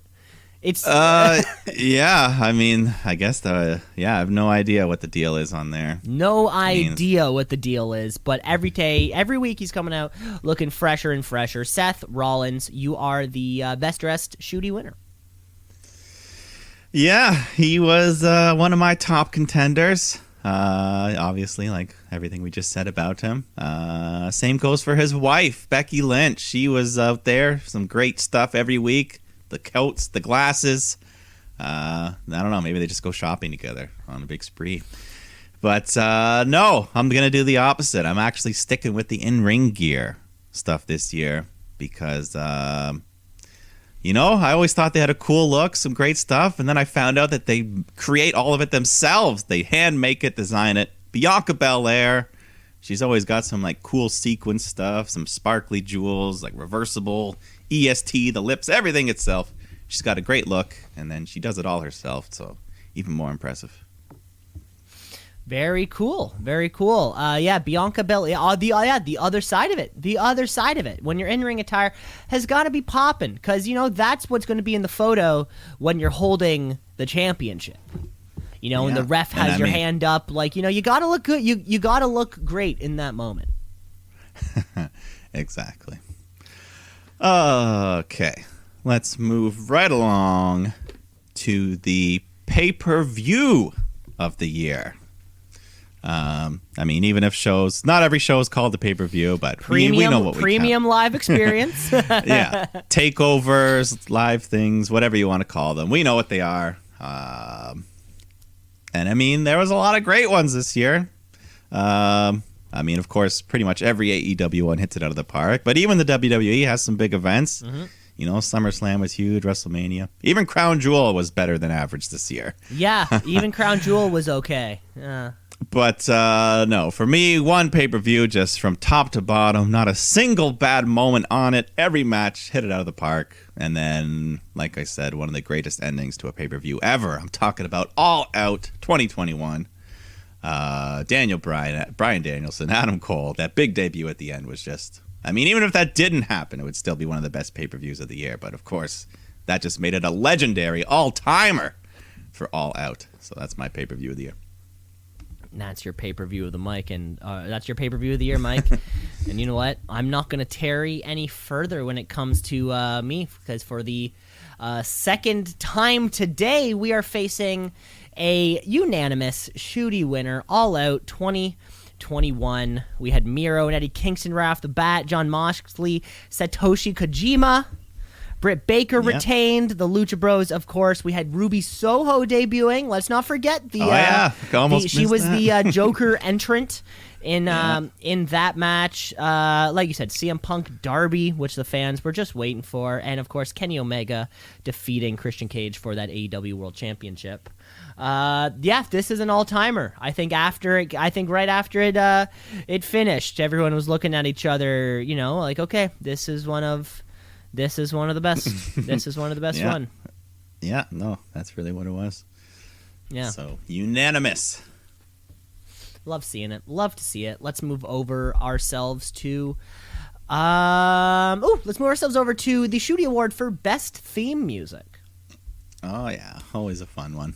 Always a fun one because, one thing we've seen this year, which I think has added a new element to things, is Tony Khan purchasing or using real recorded music, not just music that's made for someone's entrance, right? Orange Cassidy enters to that fucking Pixie song, and who else? Jungle Boy. Jungle Boy has whatever that song is. Yeah, so that was where it caused a bit of I don't know. It made a hard decision because I was like, I don't know if I want to pick those songs because do I just like them because I already like the songs, or do I go with an original song that's just created for a wrestler? Lots of choices. Then there's something like Judas where it falls into both categories. yeah, lots of choices for it. But one thing I think a theme song needs to keep an essence of the character intact. You want to hear the song and you want to think about the person, whether it be conveyed through the music itself, dark and dreary, or the actual lyrical content itself. And if I'm thinking about one performer and I want to know what they're all about, and I know it's all about the boom, baby, the Adam Cole AEW song to me is perfect. It has the boom moment. He kind of named the finisher now, and this was a thing bringing over from NXT, and it sounds very much kind of like that Undisputed Era theme song. The whole thing was put together very, very well, and probably in a pretty short period of time. Adam Cole, it's all about the boom. Listen to it on Spotify, because it's a Shooty champion. Yeah, no, it's great stuff. A great kind of spin on that Undisputed Era with all the big moments, the booms, the Adam Cole babies. Yeah. Great stuff. But yeah, for me, I just went with a song that, when the performer's walking down to the ring or strolling and they're bobbing to the beat, everything's going along. This performer twirls her hair as she's skipping down because Bianca Belair, I'm on my own against the wall, boom, and then the synth or the track hits in, and I don't know. I just think it suits her. It's a great song. Bianca Belair. Everything about her. She's got the swag when she gets to the ring, and she's got a good song to back her up. Bianca Belair. I'm on my own. I guess that's what we're calling it. I don't know. I think that's what they say, right? Cool. Yeah. We'll call it that for now. Both Bianca Belair, Adam Cole. Yeah. Yeah. Songs that are new to our ears. Yeah. But I'll give an honorable mention. Eddie Kingston, I really like his too, with that organ going on. Yeah, some weird stuff. But yeah, it's always a fun category. Favorite theme music. Let's hop over to the best gimmick of the year. This could really be anything. We saw some crazy shit with Alexa Bliss and The Fiend as always, and Lily, and don't know if we'll be seeing that win anything here. For me it's just down between two men here, different shows. I'll just give it to MJF because he's never out of character. He's just the biggest asshole you've ever seen, on Twitter, in promo, backstage, anywhere you ever. I heard he's a great guy in real life, though, but just, everything. I heard he's a deer. But yeah, his whole "I'm better than you and you know it," he just lives it. He breathes it. 3-time Diamond Ring winner, future world champion, the next world champion, calling it right now. He's the man that's going to beat Hangman Adam Page. The next world champ. Well, hey, yeah, you just hear it. You just heard him say it, folks. Yeah, so MJF, best gimmick. Best gimmick. Congratulations. Mike, like you said, we're probably not going to see Lily much anymore. However, talking doll is a gimmick. Yeah. Acting like a preschooler, that's a gimmick. But it certainly wasn't my favorite gimmick of the year. No, Mike, I am looking at a performer who, like you said, you always want them to be in character. You always want them to be serious. You don't want them to just be the role. You want them to live the role. So for that reason, MJF, Maxwell Jacob Friedman. Hell yeah. Hell yeah. A now 2 consecutive year unanimous Shooty winner for best gimmick, Mike. I was racking my brain. I'm like, I don't want to give it to this kid again. And I'm like, but then, but I still got to give it to him. Like, I know. I did the same thing. You know, Cameron Grimes was the close runner-up for his whole, his gimmick, his $1 million shit. But at the end of the day, MJF, he really is better than everyone. And he knows it. So. And the ability for him to, he's been in the spotlight now since AEW's inception, and he can keep doing it. He can keep being this same gimmick. Well, whenever MJF turns face, if he ever turns face, that's going to be a turn of the year. Because no matter how they're going to do it, it's going to be fucking perfect. Legendary. It's going to be a legendary face turn if it can ever happen. And I think it might. I think someday. One day. Even if it's 7 years from now. It'll still happen somehow. Someday. One day. All right. Was that mine or was that yours? No, I picked that. That was yours. Okay. We're unanimous. Yeah. Okay. Let's move it over. We're coming down to the end of our categories. Let's move over to another one of our inaugural awards. We're giving out the Shooty for our favorite abandoned storyline. Now this one. Okay. No, go on. This was one of the harder ones. Okay. Hard to just kind of like rack my brain because it's been abandoned. So to remember certain things that have been abandoned. So now this was one, Mike, where for me, it became in the aftermath of Raw Underground. I'm thinking to myself, like, what thing did they want us to believe?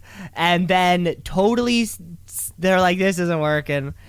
And now let's just not talk about it and hope it goes away. Because I don't forget these things. We know that I don't forget these things. Yeah. Well, Mike, I would like to recall you back to, I guess it was, what was this last year, WrestleMania? 36? I think something like yes, where I want to bring you back to WrestleMania 36, where we had a hyped match between two, incredibly over people. And not only that, was it? Yeah, was it 36? Yeah, this was 36. Okay, yeah. Sorry, I just want to make sure I get my shit ready, because either way, no, 37. Haha. Okay. See, that's why I'm fucked up. That's up. Good. All right. Either way.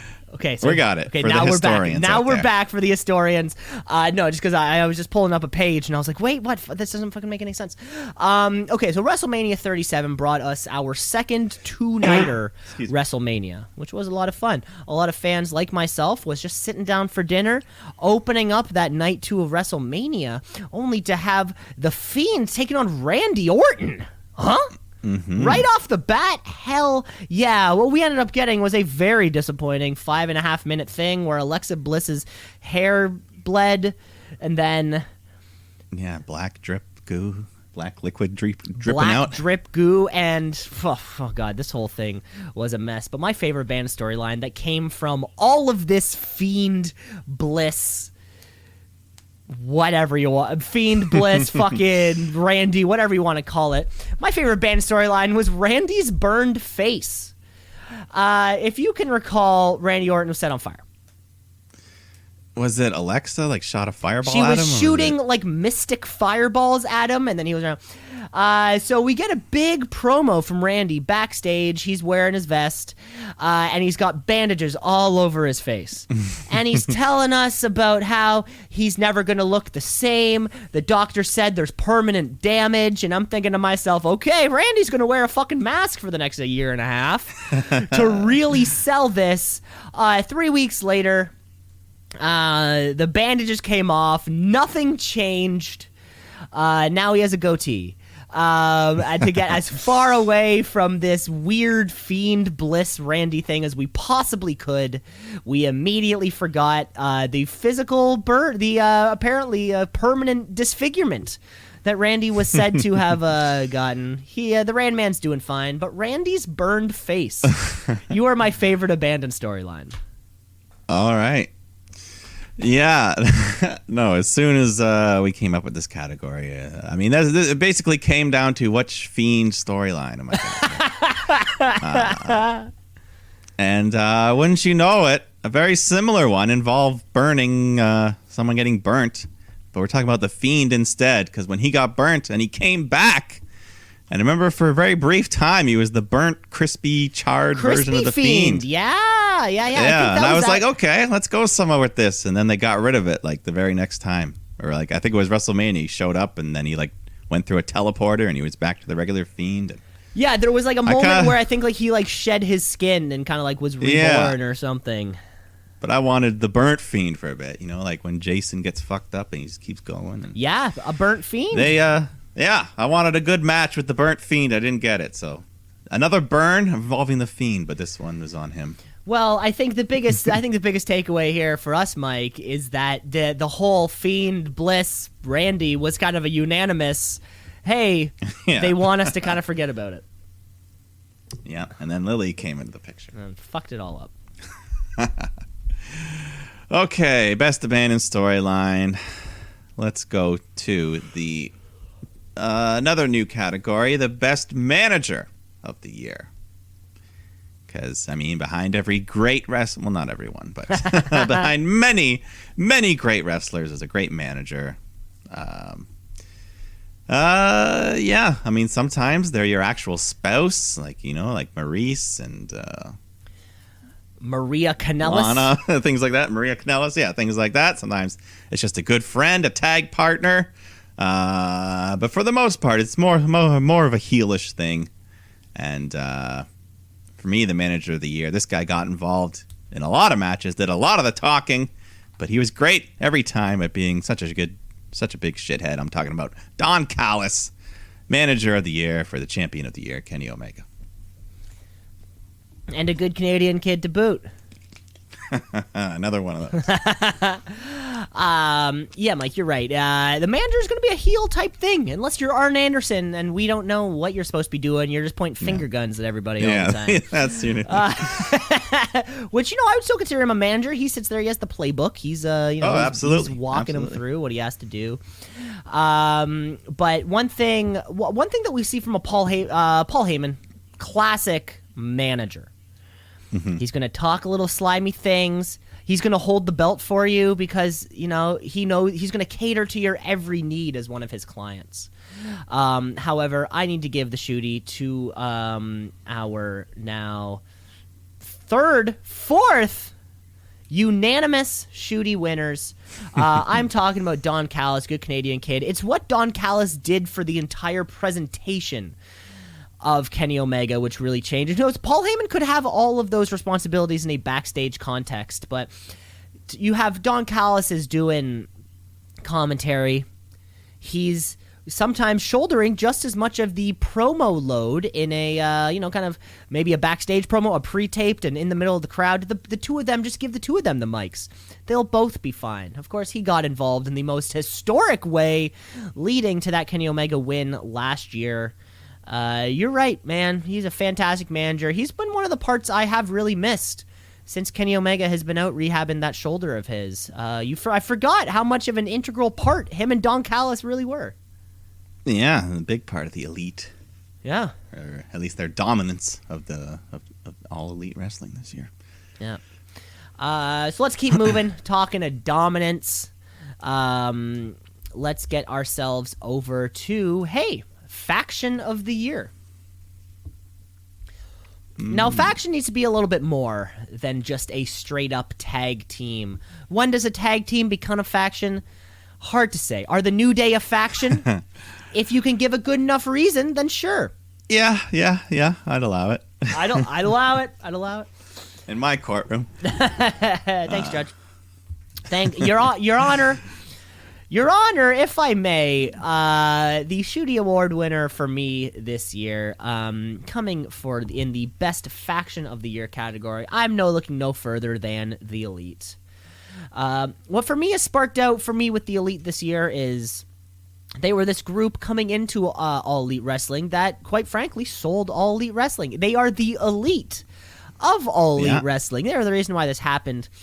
And I kind of didn't really think about it. Maybe it forgot whatever it was, but the Elite weren't shit for 2 years in the company that they started themselves. They could have gone the easy way and pushed themselves immediately to get the eyes on the product, but they chose to go a different way. They chose to bring in, the Inner Circle. They chose to bring in other performers, like Jon Moxley, having him do a run. Hey, let's bring in a guy, Eddie Kingston. Ever heard of him? The Butcher and the Blade, even. But this was the Elite's year. This was them. They could have done it last year. They could have done it the year before. But they didn't, and 2021 was the year of the Elite. All of them. Yeah. Even Michael Nakazawa and Brandon Cutler. You're getting this one too, baby. Do you count the Good Brothers? Shit. Yeah, I guess I have to. We have to. I guess I have to. We have to. Because they did the too sweet hand thing, so I guess I have to. Okay. But no, like you said, the Elite. They put the E in AEW. They truly did. So I'm going to go with the Elite. And, you can also count the Super Elite. It's all the same thing, right? We lost the Good Brothers. We gained Adam Cole and Fish and Riley. So that's a way bigger. Yeah, the whole anything that similar to the Bullet Club, anybody who are branded under the Elite kind of thing, they count. Yeah. So there you go. Another unanimous pick. Wow. Faction of the Year. Let's move on. Let's do a big one here. We're talking about the best women's wrestler of the year. Stiff competition, across every brand. Some great champions, some great challengers. Even NXT 2.0. It's got a good crop of young women going up there. But at the end of the day, this person literally did it all. They won the Royal Rumble, main evented WrestleMania, won the title, won Survivor Series, Sole Survivor, Bianca Belair. She just delivers all the time. One of the best wrestlers, one of the best women's wrestlers of all time, the most impressive athlete. She can do anything. Bianca Belair, baby. She's the best. Bianca Belair winning that Wrestler of the Week. Female Wrestler of the Year. Yeah. Yeah. Congratulations, Mike. Like you've said, it's the big moments, and that's what's going to win you an award like this. The big moments, a string of success, a string of great matches, things like that. That's what's going to win you this award. You're really gonna have to try hard. You got to be booked well. You got to be on TV all the time, in our thoughts, in our minds. I think for that reason, Bianca Belair. Winning a now unanimous Female Wrestler of the Year Shootie winner. Like you said, She kind of kicked off her year winning the Rumble and then beating Sasha Banks in the main event of WrestleMania. This wasn't just like anybody. This was like Sasha Banks main event Mania. Like, these are the types of moments that, you if you're booked well and you fucking deliver, that's when it's going to give you. That was, they were crying, crowd was crying, big emotional standing ovation to finish night 1 of WrestleMania. Couldn't ask for more. She ended up losing that championship in a weird decision to Becky Lynch, but I'm not holding that against her. No, I mean, it looks, 2022 can be just as good a year for her. She Andre Doudrop in the same year that she won at Mania. So, like, that's a fucking year right there. There you go. Exactly. So, Bianca Belair, very well deserved. Shout out to Britt Baker as well for having a great year. Great run. Yeah, hopefully, great run as champ. maybe that lights out match would have put her high up in the position, but who knows? We needed a few more. We needed a few more Britt Baker matches just to really couple have like a full kind of picture of what's going on here. Okay, my turn. I'm up. All right, let's give our final new category, new Shootie this year. Of course, we're presenting the Shootie for the best ring announcer. Now, ring announcer, the one who comes up, they're letting us know what's going on, what the match is for, what's at stake, who's in it. I mean, God bless anybody who has to be any ring announcer for a Punjabi prison match. God bless them, because they're sitting there backstage trying to memorize all the dumb bullshit rules about that, about whatever the hell that is. But Mike, I got to give a Shootie this year to a ring announcer who, well, what he said actually came into play. It was so much more than just saying the fighters in the match, so much more than saying what the match type is, so much more than saying what's going on, but letting us know that, oh shit, there's a time limit coming up. Wait, I'm in the middle of a match? I'm watching art unfold in front of my mind, and I hear some motherfucker's voice telling me there's 10 minutes left? What? That happened on 2 occasions for the All Elite Wrestling ring announcer, the inaugural Shootie winner, Justin Roberts. When what you're doing comes into play in a big way into 5-star matches, you are just as much a part of this as Kenny Omega and Bryan Danielson. Justin Roberts was as integral to that match, because without Justin Roberts, they just would have kept going. They would have kept going. There would have been no one to announce the time limit draw. Yeah, no, he's a veteran. He's got a great voice, Justin Roberts. Oh, and a great voice. I guess I should have said that too. Not only does he, yeah, but he follows the rules. Exactly. He's on his point. Yeah, Justin Roberts, good guy. He was my runner-up. But I'm going to give it to someone new here in the business, or at least new to us. And they got a great start going on over on NXT. Alicia Warrington. I just love the passion in her voice she gives it.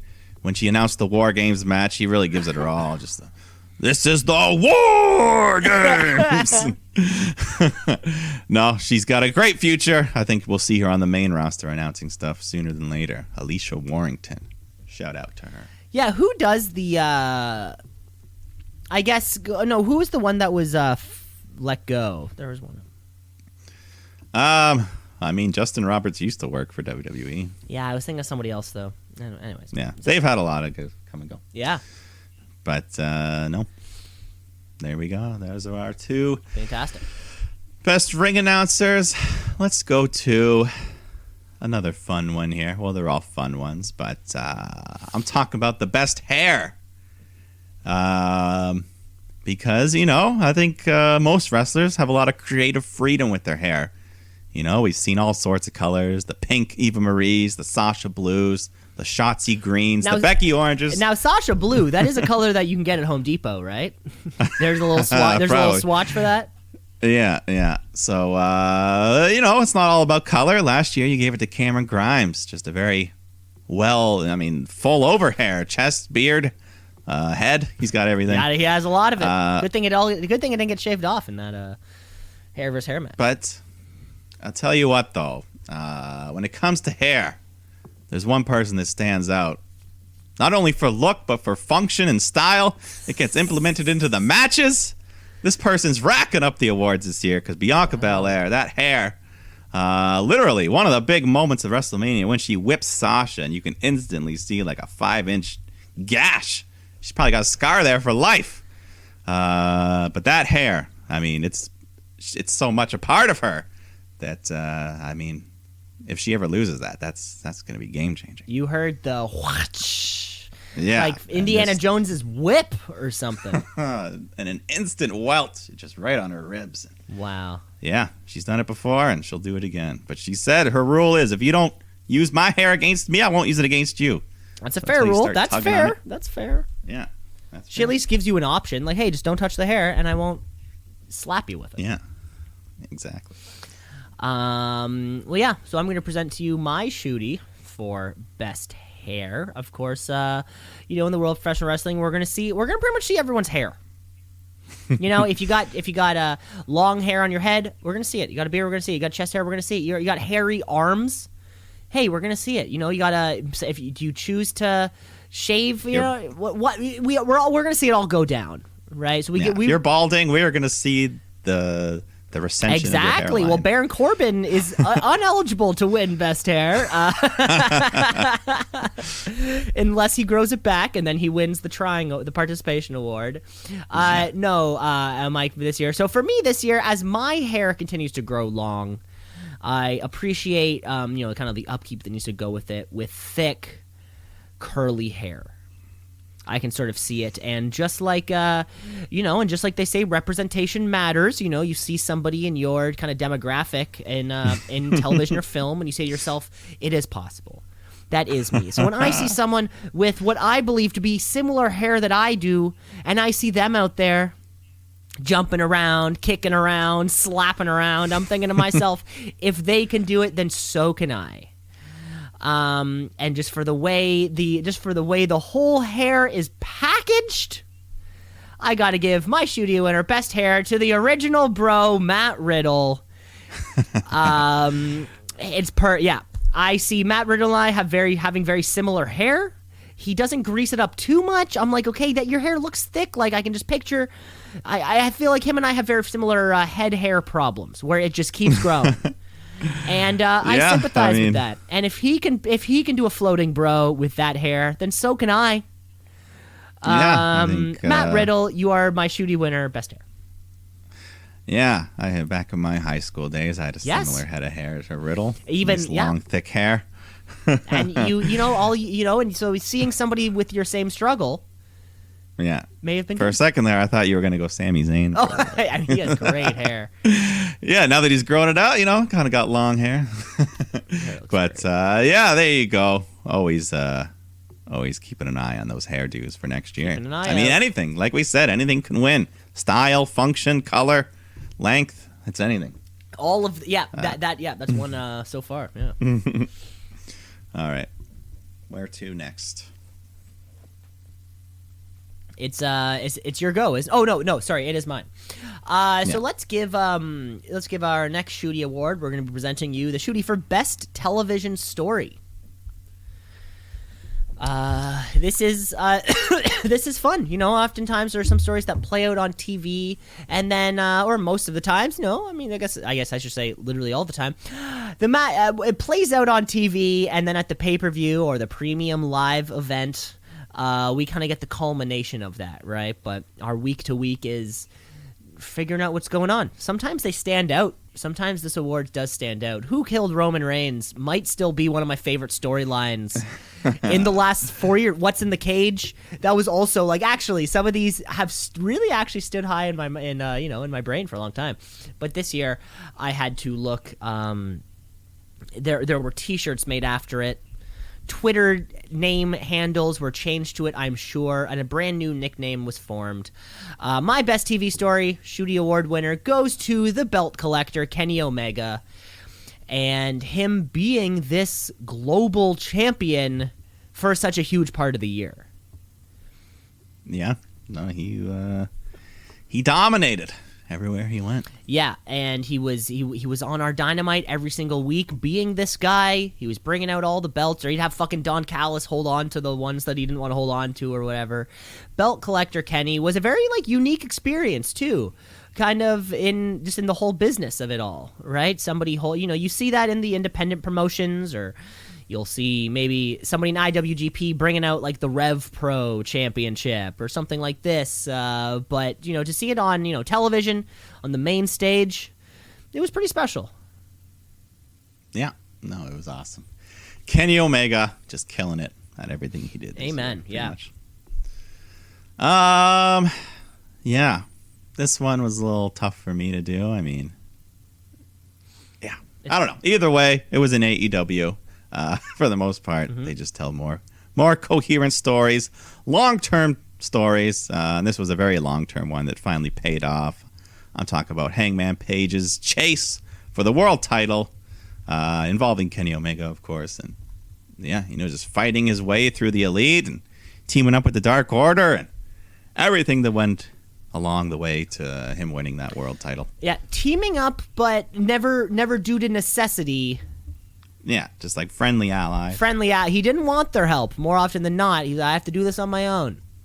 Yeah, but like, okay, but we got your back if you need it. And they respected it. Johnny Hungy respected the hell out of that. Yeah, so Hangman Page, the cowboy shit, the whole drama. I mean, we saw every side of him. The depression, the highs, the lows. Yeah, we saw it all. He had a kid, for God's sake. That too, yeah.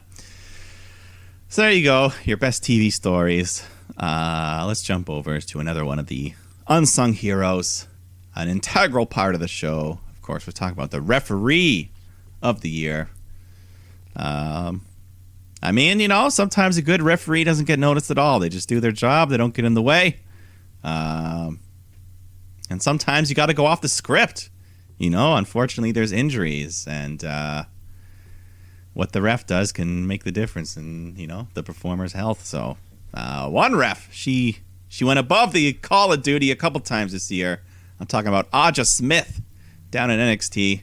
She's another one of those up-and-comers. She's going to be a big name in the referee industry. And, she stopped the match between Mercedes and I think another one was Xia Li when they got hurt. And looking out for the performers, and she's good at her job, She's a consistent. The cadence on her counting is never out of sync. So, Aja Smith, you're my winner. Yeah, the Xia Li one, I do recall that Big X coming up. Yeah. Congratulations. Like you said, unsung heroes of it all.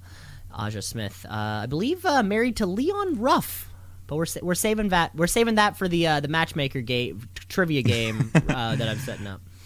There you go. So this one for me, you're right. The unsung heroes. I got to keep things safe, of course. Last year, famously, I had awarded to Eddie Orengo, who called that. Remember there was that match between like Kairi Sane and Asuka, and then it's like Asuka. It was Asuka and someone, and then something happened, and he called a DQ, and everyone's looking around like, what? He made an executive decision. He made an executive decision or something.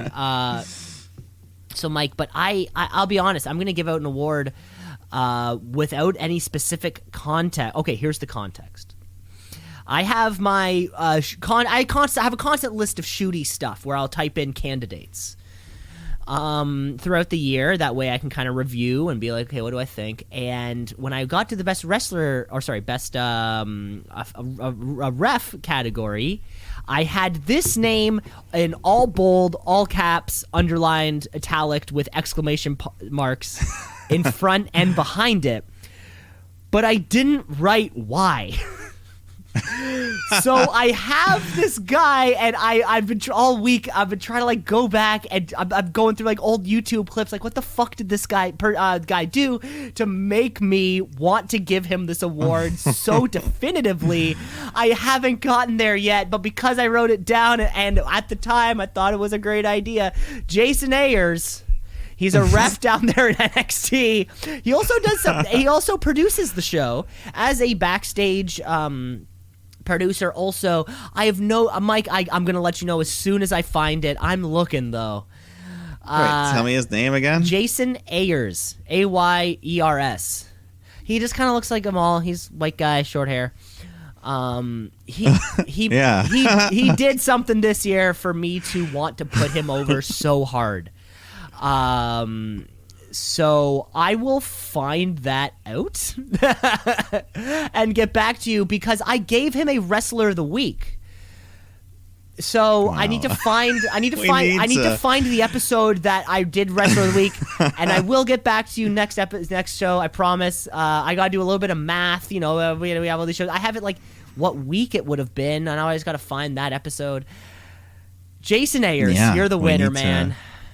We need to know. The listeners need to know. Listeners need to know. Hopefully by next show I'll be able to let you know. Okay. Okay, here we go. We're coming down. We have 2 more here on the list by my count, Mike. And I'm pretty sure by your count also. So we're going to end with the big one. So before we get to there, let's give our shooty for the most over. Again, what is over?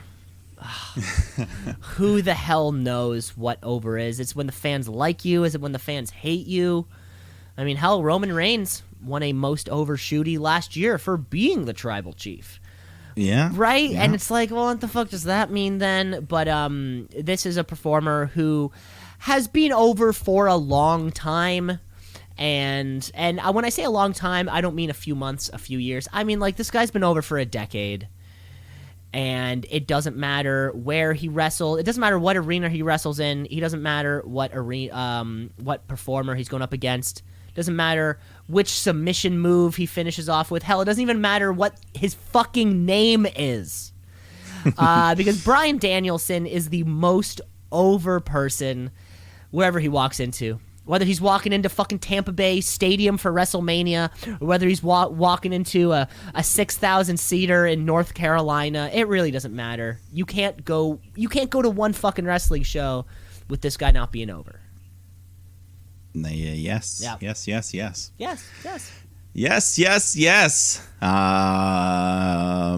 I mean, I'm gonna just have to agree. Bryan Danielson, heel or face, he can do it all. He can get the crowd doing whatever he wants, and he's just the best. Bryan Danielson, most over. Yeah, most over. But yeah, actually, I had him. He was my runner-up for a face turn, just kind of like him to him kind of thing. Yeah, pretty much. Yeah, he was my he was on a list that I had, which is funny because he had won that award already in previous years. So Mike, why don't you give us our headlining award? Yeah, let's bring it on home. We got the best male wrestler. I mean, we've already mentioned some names throughout the show. Big year. A lot of great wrestling performances, but one guy just stood out above everyone else, even with taking half the year off. We're talking about Bryan Danielson. Just everything he did, literally everything he did was fantastic. Not a single bad match, a bad moment. On the mic, in the ring, he does it all. Bryan Danielson. Wow. You know, one thing too, what you were saying, Mike, right there. I mean, you had mentioned the time off. You know, you change your name, you can still be the guy who everyone wants to watch. Remember that string? It was a string of IC title matches he had there towards the end. He did main event that second day of Mania, and then he came back like the next week and put on another like he had a couple, I think 4.5, 4.75 star matches. Yeah. In WWE before like that little bit of time. And he did all of this. I think he was the IC title champ for like a blink last year or this year, right? Or in 2021? Yeah, I think last year. It was like a quick one, fought, somewhere around there. Yeah, he fought Drew Gulak and had a good match. Right, things like that. But it is incredible with taking all that time off where, you know, you have a lot of performers who have the whole year on. You know, we're talking about our tribal chief. We're talking about our belt collector. But if I'm thinking who was the best male performer of the year, then I am looking no further than Bryan Danielson, Daniel Bryan, whatever you want to call him. He had the fucking year to remember. He had it. He had one of the best. Without winning a single major title, he has to have had one of the best professional wrestling years, like a straight up calendar. Yeah, I mean, just match back to back to back of just great matches and no signs of slowing down at all. I mean, I'm sure sooner or later he's going to be holding some sort of title in AEW there. So he has to eventually. But yeah, even with all that time off, it's incredible that he's still able to do what he can. Yeah, he's the best. Baby. And that was our final award for the 2021 Shooties, folks. I hope you enjoyed it. I know I always do. Congratulations to all the performers. Yeah, a lot of fun. I think Bianca Belair, she cleaned up the most for me this year. Bianca Belair taken home won a lot of things. I'll get the kind of full breakdown. It looks like Hangman Adam Page won a lot. Kenny Omega won a lot. Brian. Yeah, we'll get the full, or Bryan Danielson. We'll get the full breakdown. We'll get the full breakdown of it all for next week's episode of the show. Thanks for listening. Rate, review, like, subscribe. The show is everywhere. God, I already can't wait for next year's Shootie Awards. I already cannot wait. It's the we've already had some crazy matches the first week. It's the promise of, I look back at the year of 2021, and I look back at all these incredible moments, and I think to myself, God damn it, all of these incredible moments, there will be more of them. There will be more moments for me to say, holy shit. There will be more, the prospect of new rookies, the prospect of a face turn, a work. Oh, I can't wait for the next big work. That's the wrestling world never sleeps. No off season, just like us. Yeah, we'll see you next year, and we'll see you next week for more Shoot Brothers podcast, as always. Thanks for listening, folks. Take care of yourself. Yes, goodbye.